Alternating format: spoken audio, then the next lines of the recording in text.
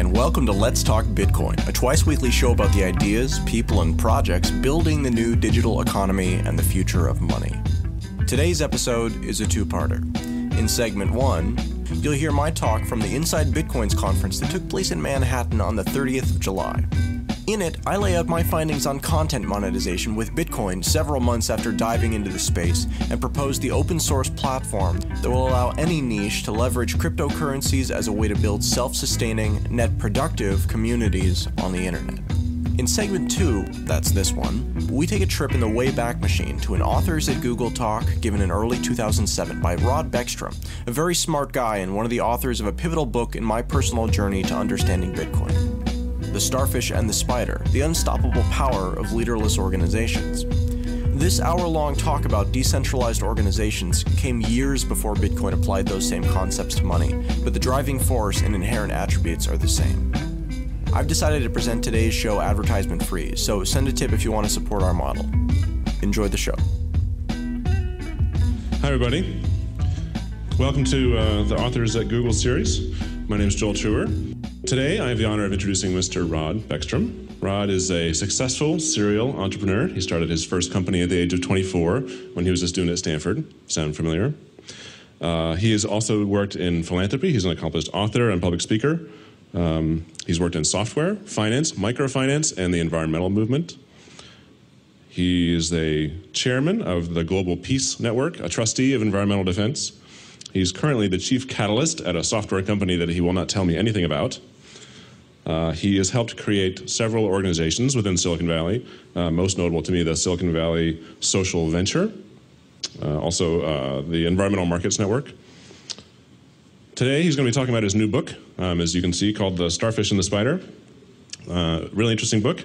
Draws its examples from Apache, the tribe of Native Americans, to Apache, the software package that we're all very familiar with. And the thing that I, as I was reading the book, found the most interesting was when you read the book, you will learn what Geronimo, the Apache, has in common with Mary Poppins. That was my favorite example from the book.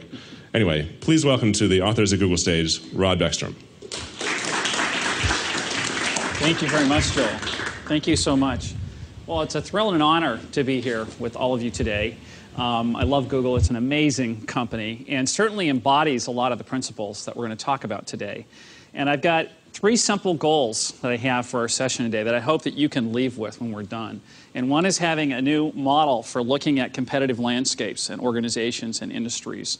And second is a model for looking at organizational structure and design. And thirdly, at looking at styles of management, leadership, and collaboration. Okay? So those 3 models are what I'm hoping you're going to take away from the lessons that we're going to learn from the starfish and other creatures. I'm the co-author of The Starfish and the Spider with Ori Brofman, and the book came out in October, and we had the pleasure of recently launching the book in Italy, which was a lot of fun, and it's coming out in about 10 different languages and others underway. So it's a real thrill to be here. And in English, we have a saying, right? We talk about what is the mother of invention. What do we say? There's an expression, something is the mother of invention. Necessity. We say necessity is the mother of invention. But I actually believe that accidents are the mother of invention. Necessity can be helpful and necessity can drive things, but it's often accidents. And it's actually an accident that led to this new management theory being developed. And this is a new management theory that we're going to present today and a new universal model for looking at organizations. It's very, very simple. And by the end, you'll remember the difference between starfish and spider organizations and be able to use that as part of your lexicon and your framework of looking at things. So what's the accident that led to this book? Well, it was a pretty big accident. I took this photo on 9/11 in New York City. I was there with my wife for a wedding that had occurred that weekend, and I was actually on the tarmac at LaGuardia when the first tower got hit on a flight that was headed to Dallas and then on to Mexico City for an environmental project I was working on actually for President Vicente Fox and the environmental minister Lichtinger in Mexico. And it was so shocking when the second tower got hit and I came out of the airplane and I was watching those towers burn, which was an incredibly emotional moment, I think, for all of us, almost all of us. Was there anyone who was watching it as it unfolded on TV, as the events unfolded? Okay, almost everyone. So we know what an incredibly powerful moment that was. So for me, this was a life-changing moment. Completely changed my life. I'd done high-tech stuff, I'd done environmental things, I'd done philanthropic things. But I'm sitting here watching these towers burn, and I had run CAT Software, which was a financial software company. We had 15 different customers in those towers. So we're a company with all these customers. I'd been there 200 or 300 times, so the feeling was just one of utter shock and awe. And I wanted to go help these people, right? I actually wanted to go get there and see if I could do something. And then I realized I can't do anything. Okay? I can't really go there and do anything. So I did the only thing we can do, which is pray. So I actually prayed for those people. And what I got in that experience was a sense that we have to do something in this world to improve our relations as human beings. And in a sense, I was called to serve peace. And then I had a crazy idea. I said, I'm a business guy, and I know I'm supposed to do work on peace. So the first thing I did is I went to the internet, and I started searching all over, Googling terms, looking for peace organizations. And what do you think I found? Tens of thousands of peace organizations. It gave me an absolute headache.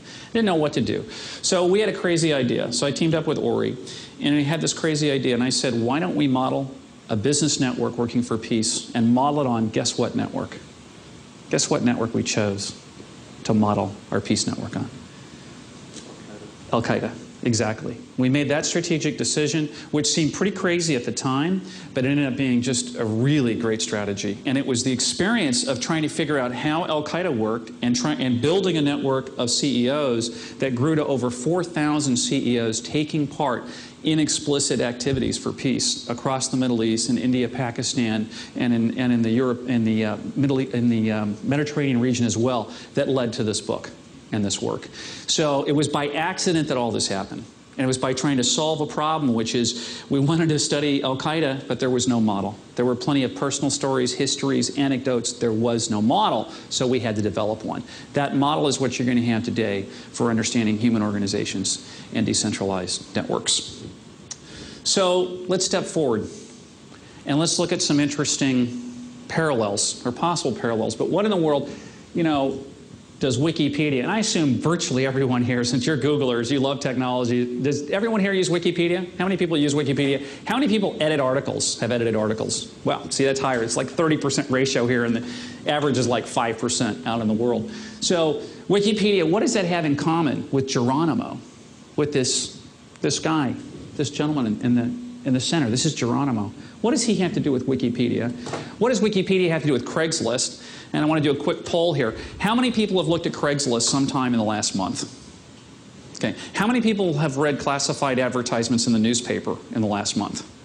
Oh, there's no hands up. Who wants to be in the newspaper business besides Rupert Murdoch? But actually, he wants to be in the news business. So, I mean, Craigslist is a highly, highly disruptive company. So what does Craigslist have to do with Geronimo? What does that have to do with Skype? And what does Skype have to do with MySpace? What does MySpace have in common with Alcoholics Anonymous? The most successful addiction management program in the world that's helped millions of people. Does anyone here, by the way, know how many people are in AA? No problem. Nobody does. They don't know. It's anonymous. They don't even keep membership lists. That's how they ensure perfect anonymity. You don't even have to register your chapter if you start one. But what is AA and that anonymity and that have to do with YouTube? And what do all those have to do with a guy in a cave, allegedly in a cave somewhere in Afghanistan or Pakistan? They all have one thing in common, one very simple and powerful thing in common. They're all decentralized networks or leveraged decentralized networks. Every single one of those organizations, including Geronimo, who we'll come back to. But what is a decentralized network, right? I mean, we have an intuitive sense, yeah, decentralized network, that kind of makes sense, right? And in the technology jargon, there's been studies of what decentralized networks are, but what does a decentralized network mean in this human social context? What is the architecture of a decentralized social network? How does it work? What holds it together? How does it start? How does it evolve? That's what we're going to look at today. But first, let's go to biology. It was 3 years into our work. We're having dinner with Dr. Jane Lubchenco, a brilliant oceans ecologist. And we're talking about what we're working on with the ideas. And the Peace Network was already building and unfolding and gaining steam by then. And by the way, the network had a real impact in India, Pakistan, where a group of only 11 people in that network staged a symbolic border crossing on September 13th of 2003. The border had been shut. It was a war zone. They had a symbolic border crossing party the border opened, and it's been opened ever since. They also booked the first flight through a war zone in recorded history and got permission from both air forces to fly a jet through the shut border, and had to develop a protocol for how you do that. How do you fly a private jet through a war zone safely with flight clearance from both air forces? That happened. They flew the jet through. It opened up the airways to all flights. So this network that we worked on, the Peace Network, actually did a lot of amazing things that we helped to catalyze. What the CEOs brought to the table and what they did was really remarkable. Anyway, back to biology. So we're having dinner with Jane Lubchenco, and Jane says, "You're talking about these networks. You're really talking about starfish. You should study the starfish. You've got to learn about the starfish." So we came up with the analogy of the starfish and the spider. It was actually for a presentation that I gave at Stanford Business School in May of 2004. So if we contrast these two, we're going to learn the new model. We're going to learn a new management model, a new organizational model. So let's start with the spider. Superficially, these two creatures look similar, right? They have a lot of arms or legs. They look very similar superficially. But internally, their internal architecture is fundamentally dissimilar. And by studying that dissimilarity, we can learn a lot. So we'll start with the spider. Fuzzy little body, head on top, 4 legs on each side. If we take an adult spider and we cut off one leg, what do we get? We just get a crippled 7-legged spider. You can Google it. Go to Google Images, do 7-legged spider. You'll see a whole collection came up. You can even find 6-legged. I have not found a 5-legged spider living on Google Images yet, but it's a good research database for these topics. So a spider, if you cut off a leg, it just loses that leg if it's an adult. Okay? But what happens if you cut off the head of a spider? If you chop off the head of a spider, what's going to happen?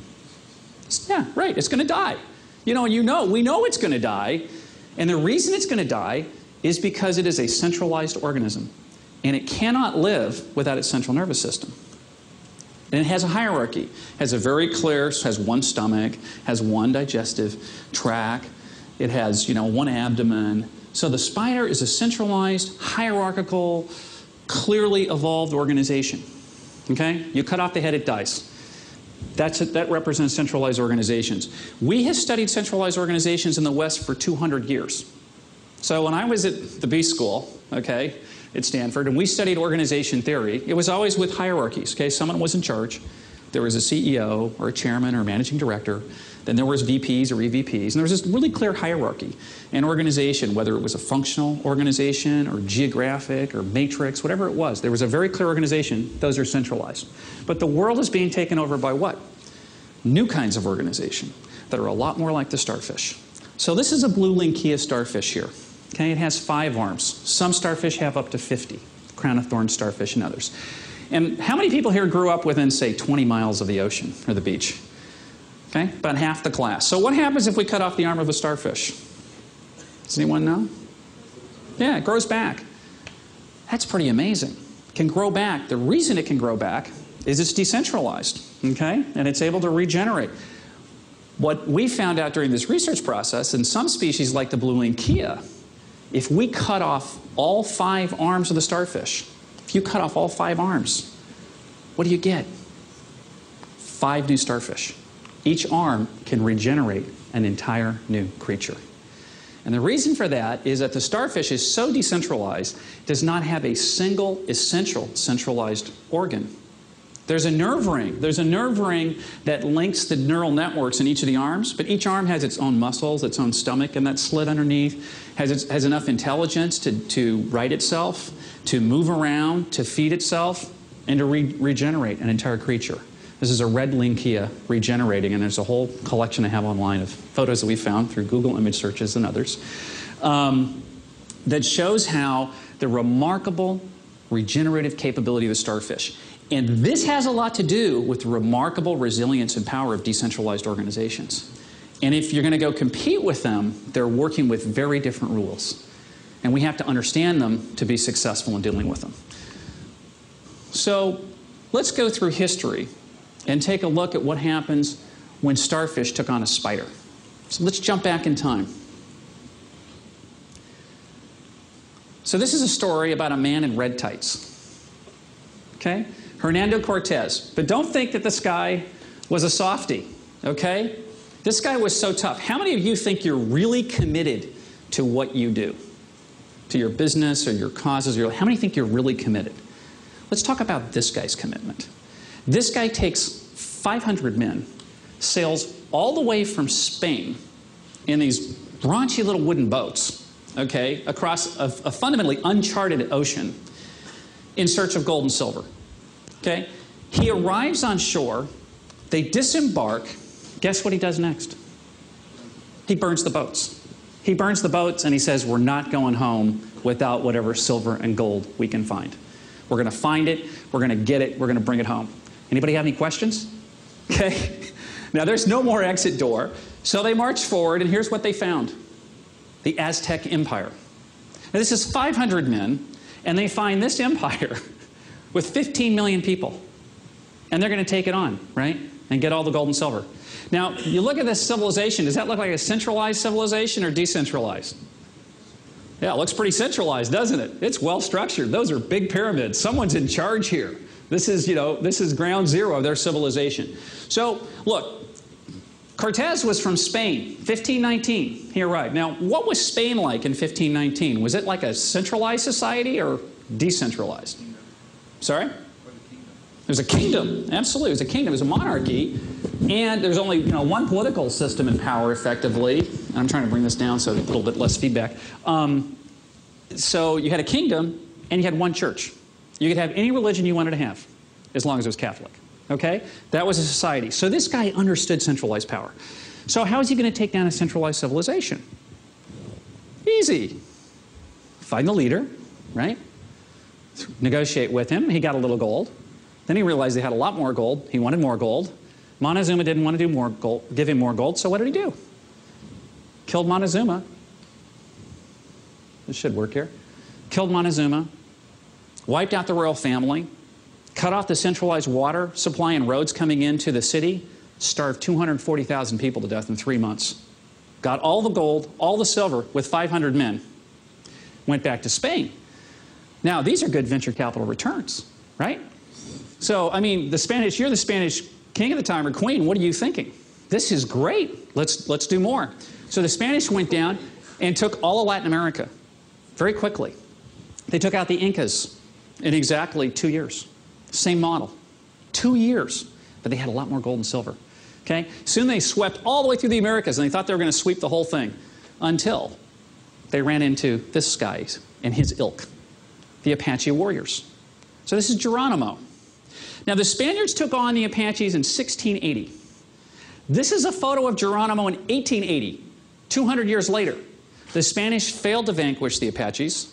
The Mexicans failed to vanquish the Apaches. And now the Americans are fighting the Apaches. And in 1880, guess what percentage of the American army was focused on finding one man?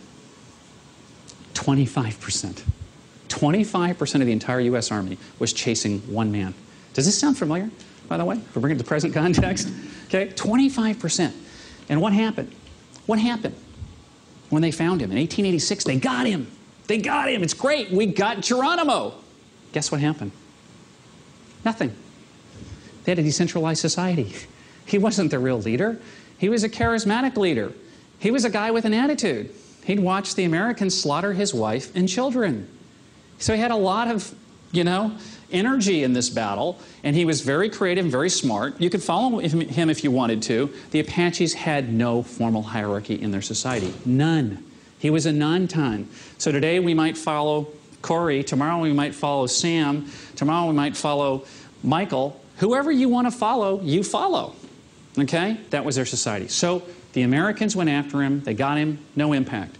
In fact, the range of the Apaches in 1680 when the Spanish started was here. In 1880, it was here. They expanded their realm while fighting centralized powers. Okay? They did it. Now, how did America finally win? How did America finally get to a peace treaty in 1916, 30 years after catching this guy? Okay? 30 years. Here's how it happened. It's another accident.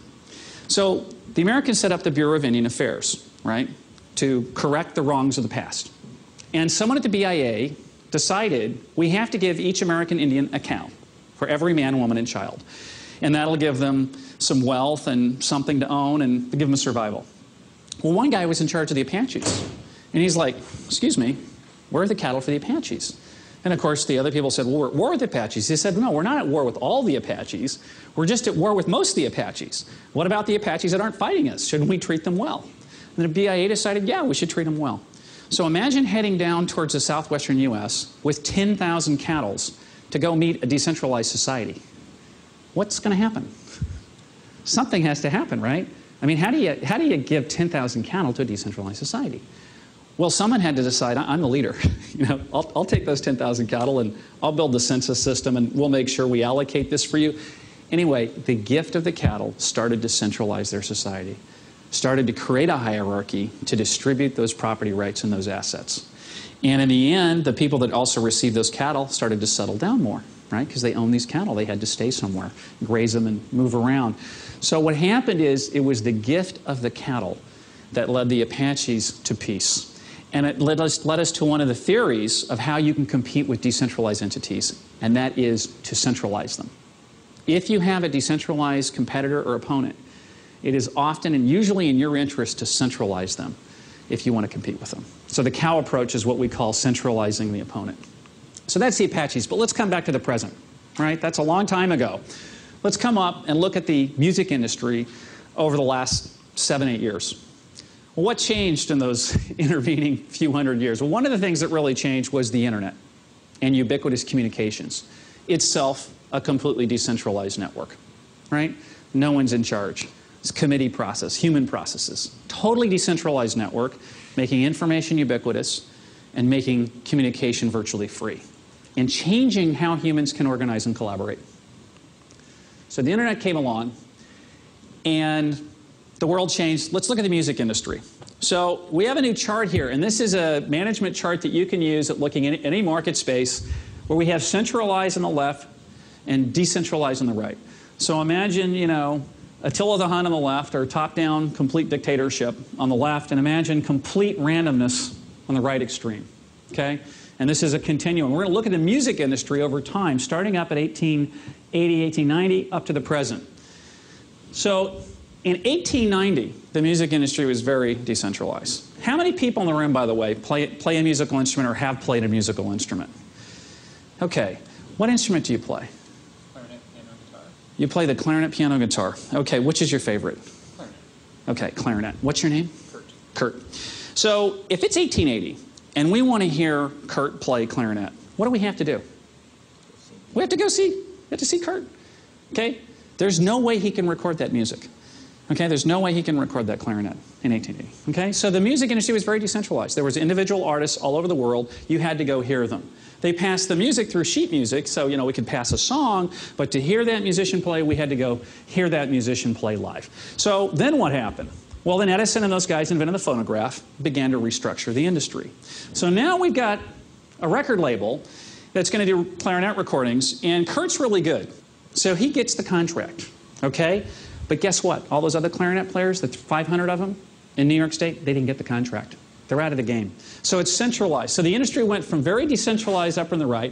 By 1945 in America, over 80% of music sales were done by 15 labels. By 2000, 5 giant music companies owned 80% of global revenues. So total centralization of the industry. Okay, just a big move from decentralized down to that side. Then, right, Shawn Fanning came along, right? Shawn was what, 18 when he started Napster, 18 or 19? He's a freshman. Wants to help his friends swap MP3 files. It's a real pain to do it. You got to be a hacker to do it, okay? You know, or coder. You got to know how to use some things. And he's like, let me make it really easy. So he made Napster, so anybody could swap music for free. And it exploded, right? It exploded to over 40 million users. Now, Napster's architecture was a little bit centralized, though, right? Right? I mean, I think they had up to 10 million songs or more. And if I wanted to find Kurt's clarinet song, you know, Schubert, classical recording of clarinet. I don't know if Schubert even did clarinet music, but I'm sure there's versions of that. If I wanted to get that, well, I had to go to Napster, go to the server, search on Schubert clarinet, find the song, and then it would link our PCs, right? I'd have to go to the central servers and it'd link, right? So what did the music industry do? I mean, was this a problem for the music industry? Well, they hated these guys, okay? They hated Napster because their revenue started falling. Revenues fell 25% in the music industry because of this file swapping. And they took it all the way to the Supreme Court. They sued them, okay? There was a lawsuit, then it went to appellate court, then it went to the Supreme Court. MGM versus Grokster. Finally, MGM won. They were so excited. Did it matter? Did it matter that MGM put a little peer-to-peer file swapping group out of business? Heck no. Didn't matter at all. It was a huge strategic mistake because Napster was trying to centralize and go legitimate at the time. And when Napster disappeared, what came up? What popped up next? Kazaa. Kazaa came out with a decentralized architecture. So that list of 10 million songs was not on the servers in San Francisco at Napster. It was where? It was floating across all of our machines in the community, right?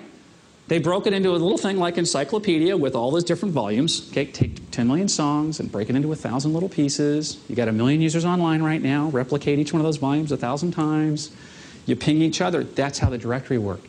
Kazaa had no central servers. None.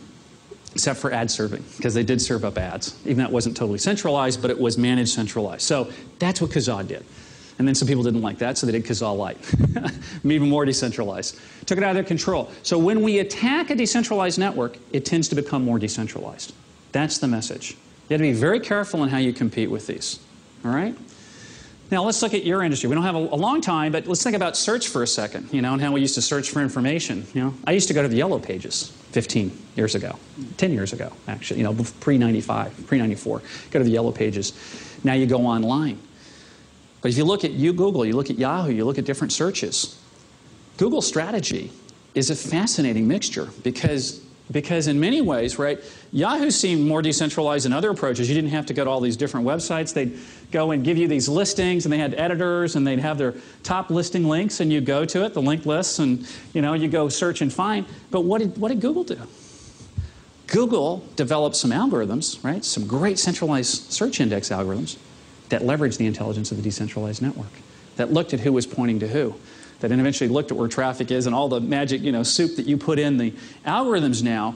But think about it. It's where people click and what they look at that's driving the business, right? That's driving the search results. So it's decentralizing the process of ranking because the algorithms choose a rank, but it's all based on that external data that's out at the edge of the network that's leveraging tremendous power of decentralization. And it refers to the paradox of centralization, decentralization. Sometimes having a clean little algorithm or link in the middle can help a huge decentralized community come together.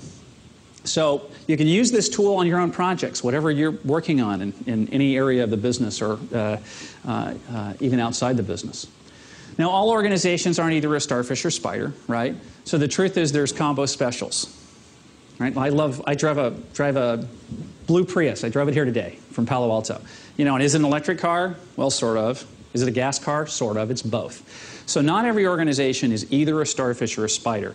The Starfish and the Spider define the endpoints of the continuum. They define the endpoints.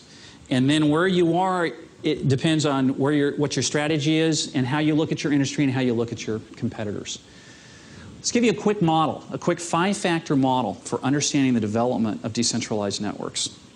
There has to be an underlying energy to create a network that is then catalyzed by someone or some small group of people into creating a new type of network. They set the values and the ideology or bring values and ideology to the table. They then start circles that then can lead to network protocols unfolding. Let's step through each one of those quickly. The energy can be anything, but primarily 3 categories. Passions. We have passions like, Kurt loves music. Someone else wants to help save the world in the poor in Africa. Someone else wants to build great search algorithms. Someone else wants to build great image, parsing routines or analyzing routines for search. We have different passions, okay? We also have pain, right? You don't join AA for passion. You join AA because you've got a pain that you want to deal with, okay? And then we also have physical needs. So there has to be a fundamental energy driver. If there's not an energy driver, a real network is not going to unfold. Then a catalyst has got to come along. Someone who's going to help organize a network or give it some structure. Does anyone recognize this woman? It's a very important woman in American and world history, and none of us know her. It's because she's a catalyst. It's Elizabeth Cady Stanton. She's the mother of the women's suffrage movement in America. She designed the network. She recruited Susan B. Anthony. We all know Susan B. Anthony because she was Miss External. She was the public speaker. She was the champion. Elizabeth Cady Stanton was the architect and was the catalyst who started the network. And she would have found Susan B. Anthony or someone else to go do it, but Susan B. Anthony was an exceptional person who took the ball and ran with it. The lesson in that is catalysts can be very hard to see sometimes because they're not always boisterous or loud or exhibitionistic. Here's another catalyst, but this one you probably know, right? Who's this? Exactly. Craig Newmark. Very quiet guy. Very brilliant guy. And he had values, which was he wanted to share what's going on in the community with other people. And then he kept moving that service to whatever people wanted, including exchanging products and services, meeting up, having events, whatever it is, whatever you want to buy, sell, trade, or connect to other people with. And he created this platform that the last time we heard was in 425 cities. That was a few months ago, so he's probably in 400, 475 by now. He has a set of values that are very different than Pierre Omidyar's values, who also had excellent values for creating this online marketplace. He valued anonymity. Pierre didn't. Pierre valued community and trust and building trust in the system. Different set of values, okay? But those values have driven that network just like Pierre's have driven eBay's success. So you got a catalyst. What is a catalyst like? And are you a catalyst, or are you more like a CEO in how you run your projects, or how you run your group, and how you work with others? The CEO, the traditional CEO, right? We think about someone who's smart, decisive, driven. You know, think of someone like Steve Ballmer, okay? Brilliant guy, but very driven, very has the ideas of how he's going to run that organization. Decisive, rational. That's a traditional CEO, powerful. Catalyst tends to come across like a peer, tends to work on trust, emotional intelligence, okay? They can be brilliant too, but they have a different way of leading and guiding, and probably Larry and Sergey are great examples of catalysts and how they're leading this organization. But it's different. These are on the extremes as well. You got one on the centralized spider extreme, the CEO, and over on the decentralized extreme, you got the catalyst. And you can begin to think about every management decision that we make in working with others. We're typically moving either towards centralization and taking power back to ourselves, or decentralization and collaborating with a group. Very different management styles.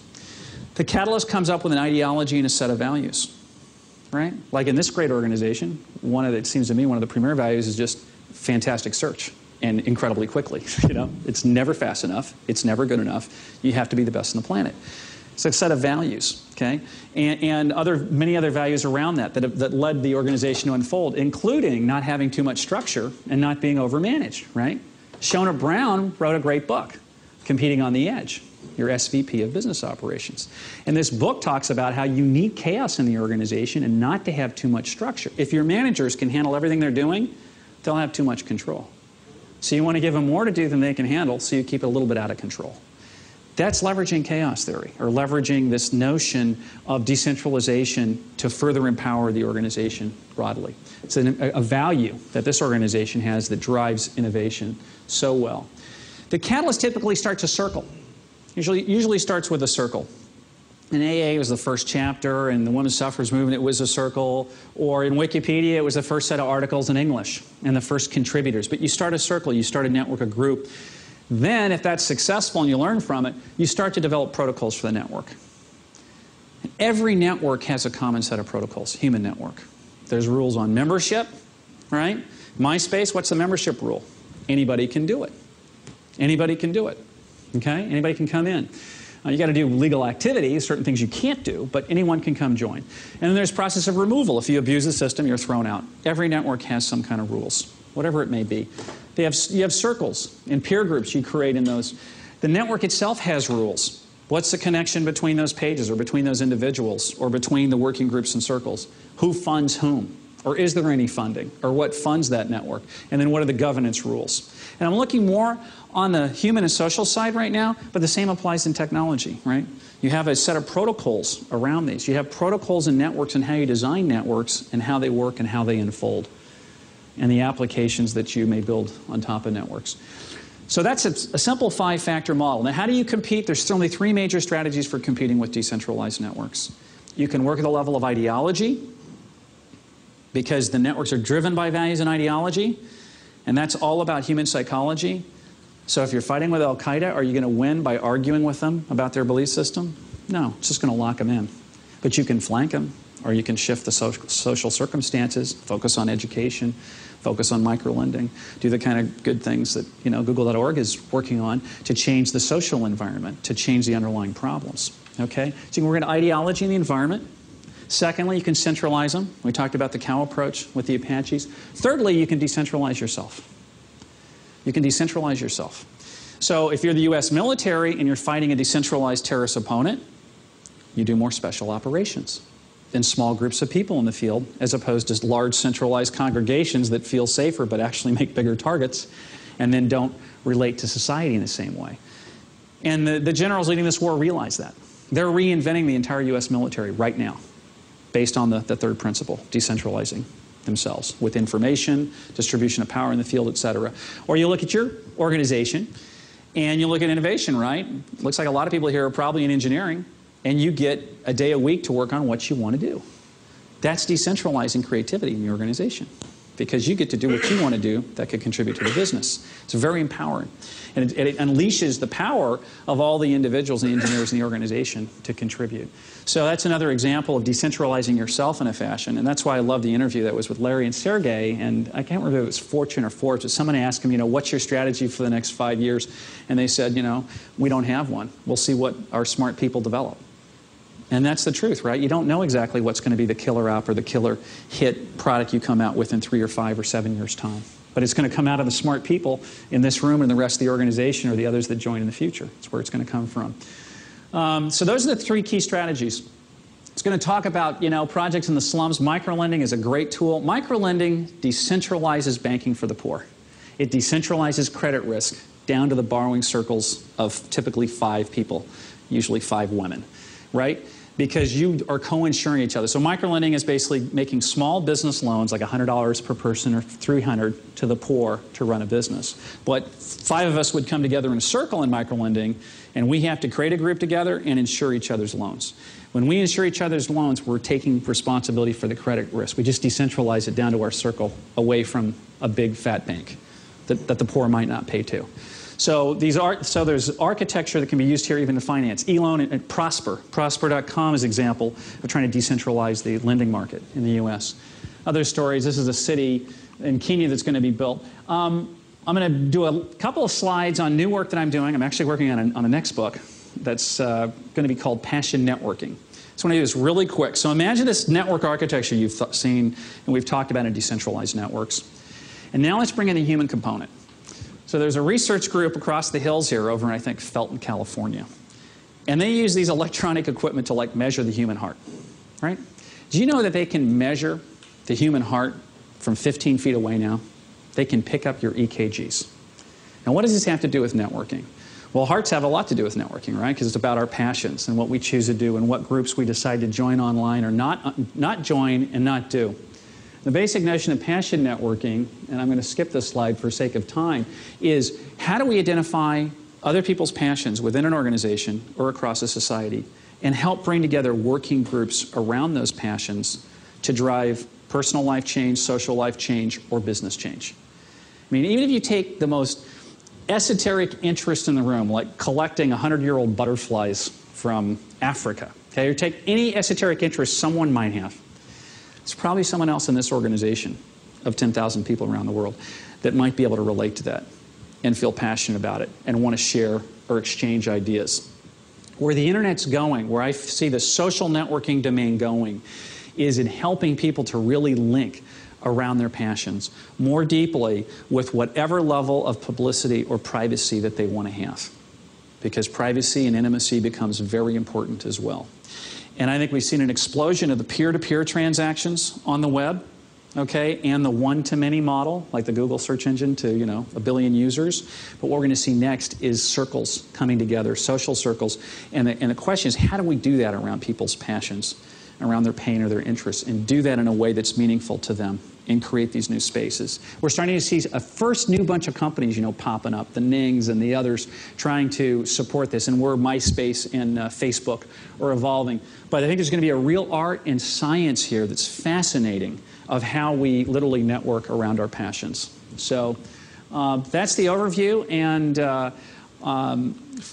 if anyone needs to reach me, I'm rod@beckstrom.com, and I'd like to do now is answer any questions you've got on the framework, the Starfish and Spider framework. And again, and I should actually summarize. Let me summarize really quickly. There's 3 things we talked about. A model for looking at competitive space, right? Like we looked at the music industry, but we could look at the search industry, or the email industry, or the golf industry, or the rock quarry. We can use any industry and use that map, centralized to decentralized. We talked about within the organization, how do we structure things on that same continuum? We can look at our own projects and activities. And finally, a management model of the catalyst versus the CEO. And think about what are we and where do we want to be? Where do we want our projects to be? So those are the 3 tools that I hope you got out of the presentation. And I would like to take any questions. Well, so my question is, mic or no mic? Because I didn't think of it until you used the example of the starfish that regenerates the whole rest of the starfish from one arm. So that made me think, what do the arms get out of each other? So that, if the arm can live all by itself, why does it need the other arms? And I think the analogy is why in the decentralized organization do the cells need the other cells? Like what does that really help? Great question. And the first thing that I want to mention...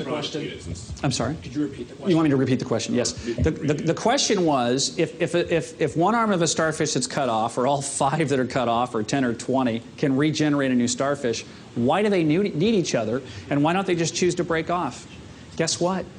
In some species, they do break off voluntarily. Some starfish actually will reproduce by ripping themselves in half. Okay? They'll rip themselves in half and regenerate. It's one technique they have for reproduction. And so the truth is those arms don't need the other arms, except that guess what? It's the teamwork and collaboration. So actually, let me tell you something interesting, is how the starfish hunts for food. Okay? So you got 5 arms, right? And each one's got a sense of smell. And each one's got a sense of temperature and texture. They got all those soft, touchy things in the bottom of the starfish that not only stick to things, but they can feel things through those, right? So how do you choose? Let's say you're on the side of a pier, right? You're on this like wooden thing on a pier, and there's oysters above and below, or whatever it is that's hanging on the side of that pier. How does a starfish choose which way to go? Maybe both the arms are touching something that's lunch. Okay? They communicate. They communicate in terms of the intensity of the signal, right, of how good that lunch appears to be and how likely it is it can be won. And guess what? There's a tiebreaker. One arm is the tiebreaker. There's an alpha arm, okay? They don't know which it is, but there's an alpha arm that can be the tiebreaker. If the starfish is like locked between 2 arms, like pulling in opposite directions, one can say, okay, we're going that way. And it's kind of like our teamwork, right? Trying to work with consensus works really well most of the time, but if we get completely deadlocked, we got to get undeadlocked, right? And we got to let someone be the tiebreaker, or someone's got to kind of surrender and go in a direction. But starfish are really fascinating, and of course, there's not that much known about them, I'm sure, compared to what we're going to learn over the coming years. But they're fascinating creatures, really interesting. Thank you. Which organizations are well suited for centralized structures, and which ones are well suited for decentralized? Great. The question is, which organizations are well suited for centralized structures, and which organizations are better suited for decentralized organizations? Well, let me give you an example. My daughter just played in a national lacrosse jamboree in Amherst, Massachusetts. So I had to fly back here on Sunday. I took JetBlue, had the best connection from Boston to San Jose. Now, the guy that was sitting beside us in the airplane, the young guy, he might have been studying to be a pilot. He might really want to be a pilot. He might have loved the idea of going up into the front of that jet, taking over the controls, flying us home. He might have felt completely capable of doing that, particularly with the automated navigation systems these days. How do you think I felt about that? No, I don't want him flying that airplane. I don't want anybody to fly the airplane. I want JetBlue to have a process, a centralized quality control process, to choose good pilots that have a lot of experience. Okay? And I want that person to fly the airplane with a co-pilot or co-captain who's also trained and experienced. Okay? So that's an example of... Now, on the other hand, JetBlue is interesting because they did the best job of decentralizing the ticketing and the seat assignment thing. Like, I was annoyed. You can't go up to the counter and ask for a change in your seating assignment at JetBlue. They're like, we don't do that. Go back to the kiosk. We don't change seating assignments up here. You're like, what? You're kidding me. But they did that to push the responsibility back out to us, the user. So very decentralized, very sophisticated networking approaches. Notice the JetBlue pilots don't have to carry these huge briefcases with tons of documents in them. They carry laptops that plug into the jet that record the whole flight experience. They're not only going back to a central office, they get to keep their own copies, okay? But very sophisticated network. Anyway, so that's one example. So, you know, we can't say that centralization is better or decentralization. We can say the trend is towards decentralization. Let's give another example of where we want some centralization. Banking, okay? I mean, look at eBay as an example. In the eBay marketplace, how do you decide who gets to be a buyer and seller? Well, anybody can register to be a buyer or seller, right? You don't even have to put your address in to be a buyer or seller, okay? But on PayPal, do you have to register who you are and where you live? Oh, yeah. And your social security number and your exact bank accounts. Why? Because we're moving money, okay? And it's not enough to say, well, Rod thinks Kurt's really honest, you know, or Mike's really honest. You know, that's not enough, okay, in the day-to-day financial transactions. So you're going to have some centralized control. And you see all these big mega mergers because the banks have to have all this infrastructure overhead to run a bank, and you can cut out half of that infrastructure. You don't have to replicate it when you merge them together. So you get these economies of scale by bringing them together. But at the same time, you've got Prosper.com coming out that's creating a direct peer-to-peer market for loans and mortgages. And you got Kiva. Kiva.org, a great game-changing play in microlending that allows you to go look at the profile of, you know, Jose in Guatemala selling rugs, or Kibe in Nairobi running a shoe repair shop. You get to read the profile of a poor person and then choose whether you want to fund them or not and participate in that funding, and you give a zero-interest loan on your credit card. And they went from like 1 million in loans last year, which was their first year of doing loans. They'll do maybe, well, a huge multiple of that this year. They're exploding. It's a game-changing experience in microlending. Anyway, so there's not one answer, and it depends, but I'd say in general, the more decentralized we go, the more power we get out of the people engaged in the activity. But we have to have enough structure to make it work and make it a sustainable system. And I think finding that balance is what we call the sweet spot. Next question? Or any other questions? Yes. Excuse me. Oh, okay, go ahead. Then I'll be there. I'll let somebody else go first. All right. Yeah, the question is it true that that centralization gives you more payoff in the case where you're really in a static situation, you're trying to optimize, you're trying to reduce your you're trying to merge to reduce your overall overhead, whereas decentralization would be more advantageous where you're in an uncertain situation, you know, you've just been chopped in two, and therefore you need to be able to be more flexible. And does that mean that you really need is the ability to move back and forth as the situation evolves? Sure. So the question is, if you're centralized, does that mean in general you should go through more mergers and acquisitions or putting a bigger thing together so you can whack out those centralized costs? But what does that mean for centralization? Is there a corollary there in terms of maybe M&A doesn't make sense? Is that a fair restatement? Okay. Good question. Interesting.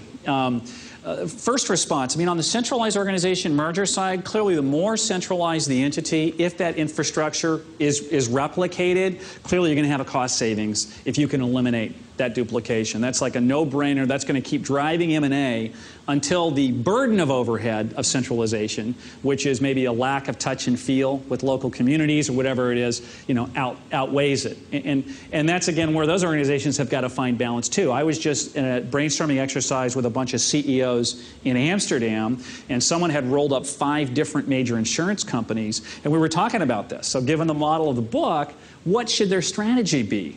And we talked about a bifurcated strategy.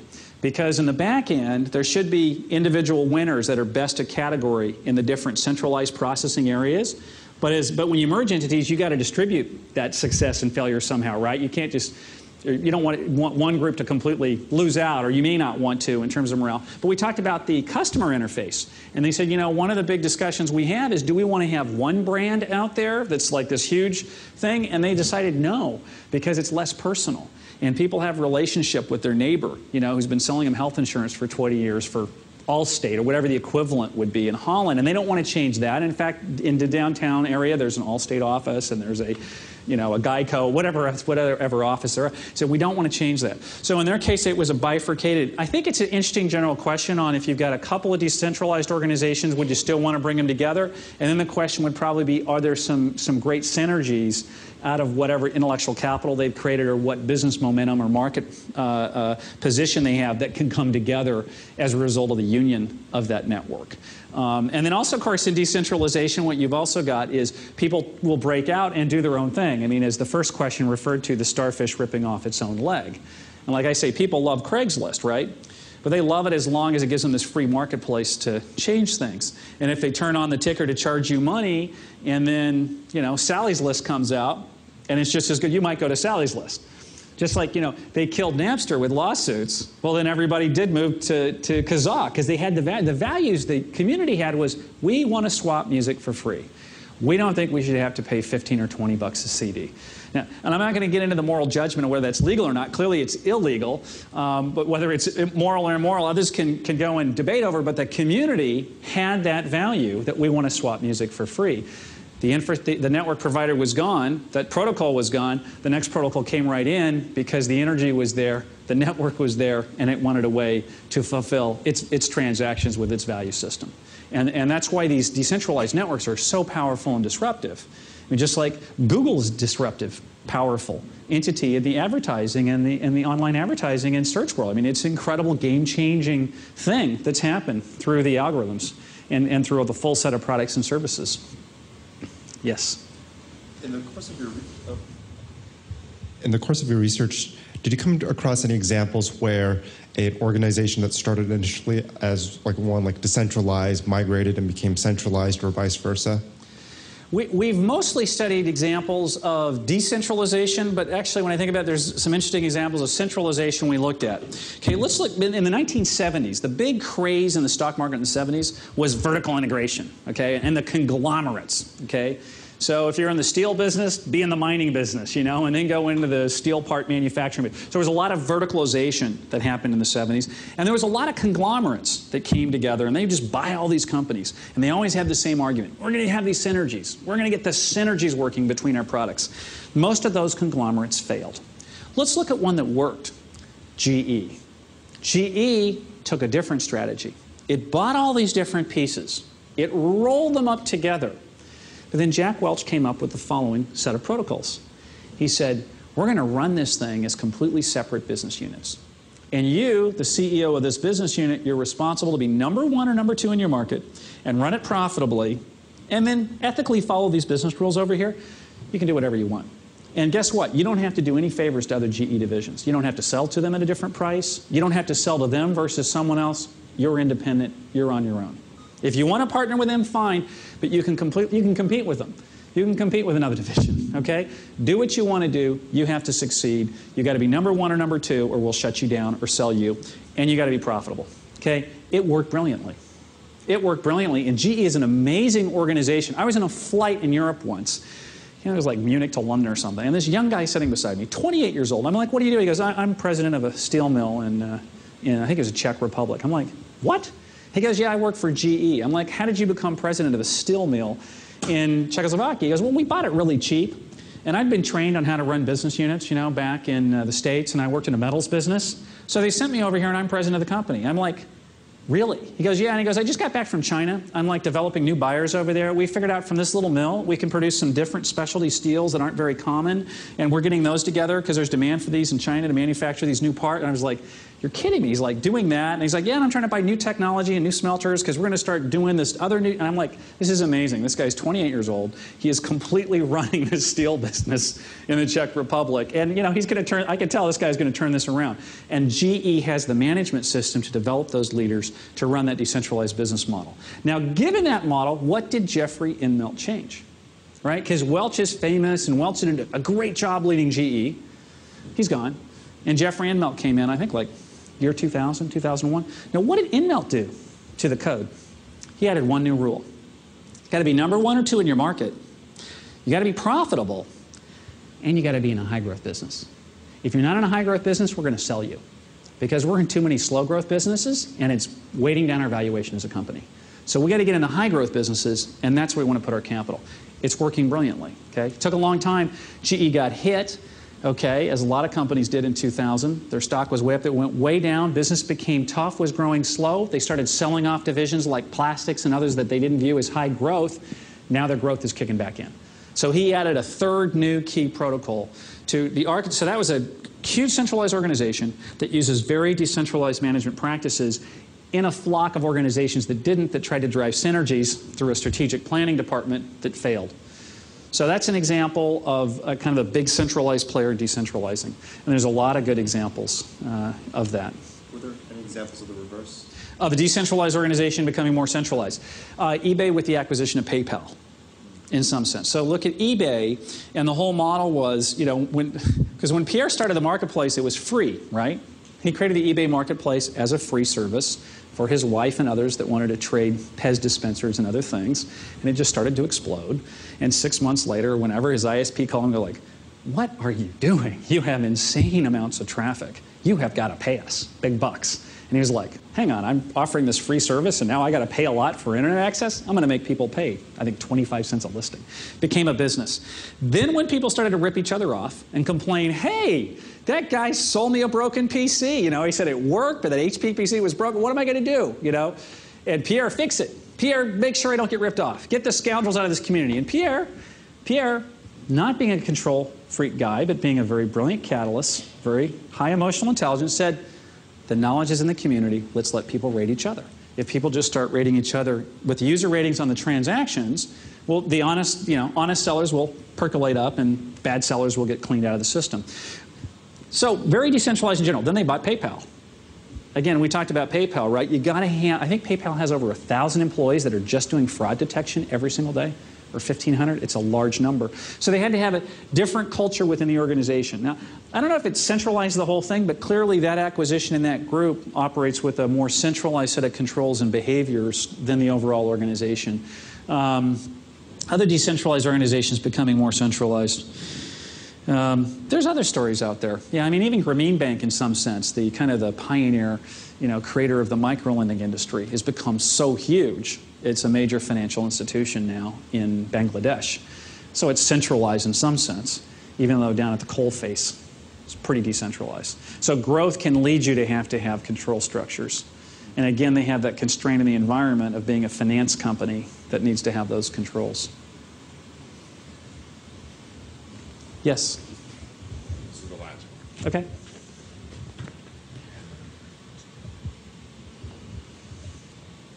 So your third strategy for a centralized organization to compete with a decentralized organization was to decentralize yourself. Yes. And I'm having trouble coming up with examples of where this has worked or understanding competitive dynamics between two decentralized organizations trying to wipe each other out and how that could ever happen. Are there examples that come to mind where this strategy has been successful you could talk about? So the third strategy of decentralizing yourself. Yes. Sure. Yeah, there's a lot of examples. I mean, one is clearly the military. I mean, the U.S. military is having much more success now where they're moving towards special operations when they're fighting this decentralized opponent. There's actually a country in the Middle East, a major country, that got a hold of our PowerPoint presentation from Stanford in 2004 because someone from that country was in the room and asked if they could take it back to the president, the head of their country. They did. Based on our presentation, they created their own decentralized counterterrorism network inside their country and found that it was somewhere between 10 and 100 times more effective with a tiny amount of the resources. So imagine instead of having the Western experts or other security experts come in and try to help you figure out where your Al-Qaeda cells are or whatever, instead you create community-based organizations within the slums and within the local communities to deal with the issues. That's a concrete example kind of in military and police force and intelligence. There's a lot of examples in business. I had very interesting conversations with McDonald's. Okay? McDonald's is a traditional organization that took this product set that people seem to really enjoy, hamburgers and fries and Cokes, okay, or sodas, and rolled that around the world with a very American model. American image, culture, model, management systems, everything. They decided not so many years ago to really go localize. They hired a guy in Sweden who was a superstar who ended up opening up 200 new McDonald's, but he customized them to local circumstances. And they brought him back as an SVP and made him an SVP. Brilliant guy. And they hired other people that said, you know what? The problem with us is we're sending people out of, our area here all around the world from the Midwestern U.S. to go run China, to go run Japan, to go run France. They don't speak the language. They don't speak the culture. They're great managers, right? They wouldn't have gotten way up the system, but they don't know the cultures.